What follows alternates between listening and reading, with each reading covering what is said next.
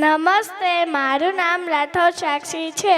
હું બહેની છું સાવિત્રીબાઈ ફૂલે. મારો જન્મ મહારાષ્ટ્રના નાઈગાંવમાં થયો હતો. તે સમય છોકરીઓને ભણવાની મનાઈ હતી, પણ મેં હિંમત ના હારી. મારા પતિ જ્યોતિરાવ ફૂલે મને ભણાવી અને અમે બે મળીને છોકરીઓ માટે ભારતની પહેલી શાળા શરૂ કરી. લોકો મારા પર પથ્થર અને કાદવ ફેંકતા, પણ મેં ભણાવવાનું છોડ્યું નહીં. હું ભારતની પ્રથમ મહિલા શિક્ષિકા બની. મેં મારા જીવનને સમાજ સેવા માટે સોંપી દીધું. નારી આંદોલનમાં પ્રથમ પ્રમુખ બની. જ્ઞાન વગર બધું જ ખોવાઈ જાય છે, માટે ખાલી ના બેસો, અભ્યાસ કરો, આત્મનિર્ભર બનો.